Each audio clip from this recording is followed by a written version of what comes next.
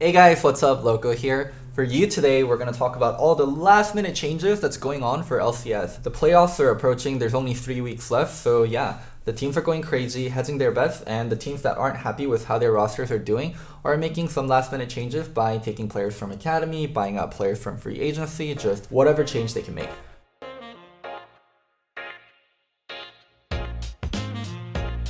So let's talk about the first one. This one you guys already probably know. Team Liquid is benching Doublelift for Tactical. I already covered it in a different video, so I won't go over it that much. But the short of it is they're benching Doublelift due to motivation reasons, and Tactical will be the starting AD carry, and they're going to evaluate on a week-by-week basis.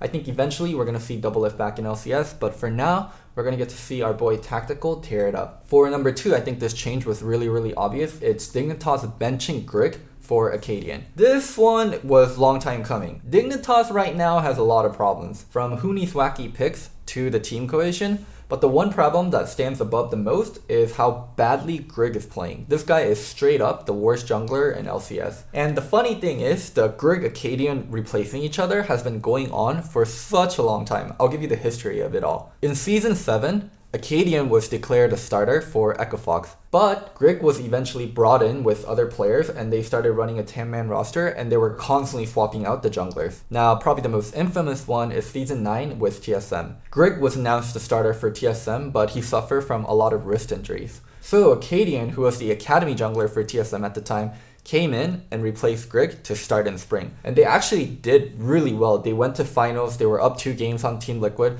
and then they got reverse swept. There's a big top, but Doublelift is safe. He's still surviving. It's 2 kills. Team Liquid, I do believe they've done it. Look at the kills coming through. It's them sitting alone inside his base. The Urchin's gonna fall. The rest of his team is gone. Team Liquid tie the record. It's 3 LCS titles in a row. They are the super team.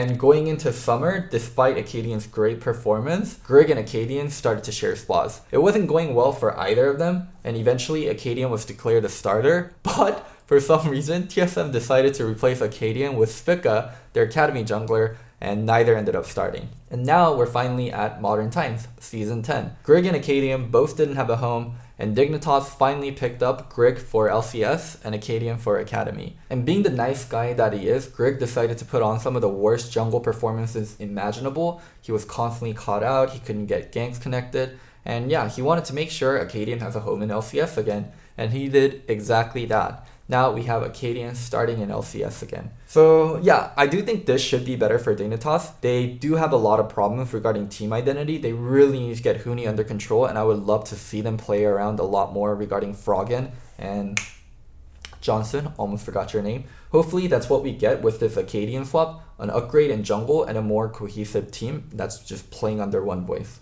Number 3 is the one I'm the most upset about. It's Golden Guardians replacing Keith with Huhi. So I really disliked Keith's role swapping from AD carry to support when it was announced at the start of the season. What are you thinking of support, Keith?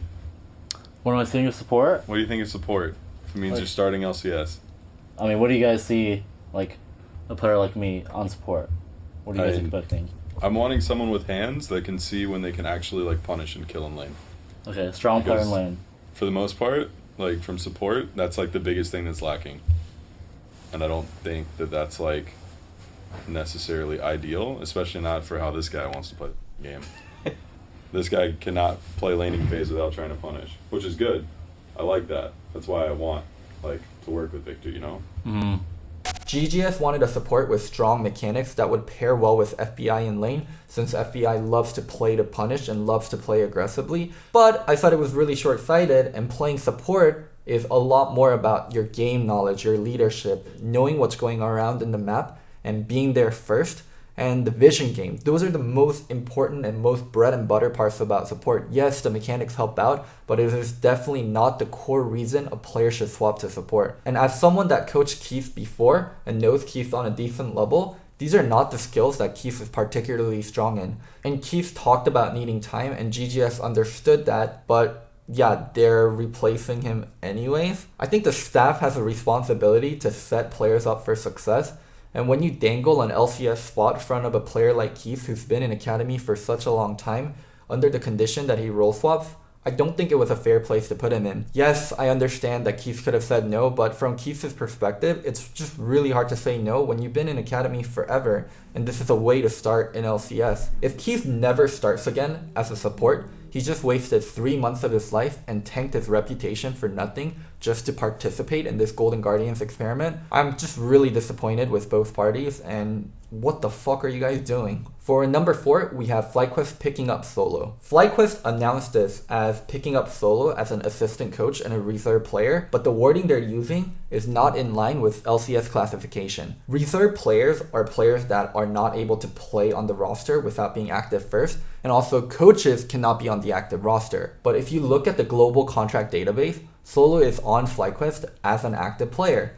So yeah, while he might work day to day on FlyQuest as a coach, in terms of LCS standpoint, he's an active player that can play at any time. To actually talk about the change, I love this pickup from FlyQuest. Outside of Licorice and Hanser, Solo is the best North American top lane. His other competition are players like Kumo and Viper. And for FlyQuest, Viper is actually one of their weak links. If they need to replace him later, now they have Solo on the roster. And even in the case they don't replace Viper with Solo, EG might need Solo later down the line too. And by having Solo on the roster, they can charge EG a hefty buyout if they do need him. So overall, it's a win-win pickup, and great job FlyQuest. For number 5, I'm going to group in CLG and Immortals together because these were changes made in the last 2 weeks, and I just want this to be more complete, so for those of you guys that don't keep up with LCS as much, you still know what's going on. Crown for CLG is one of the biggest busts in recent memory.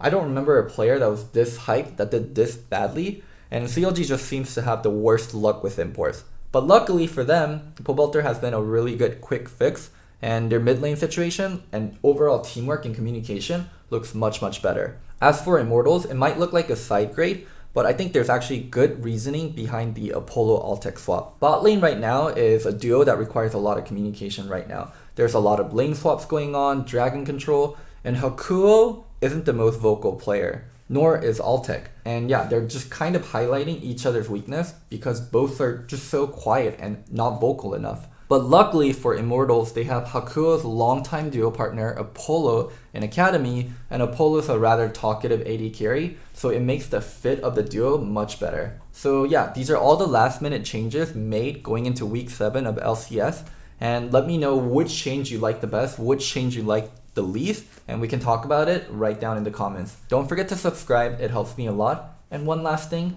I'm not crazy, I'm just Loco. Bye!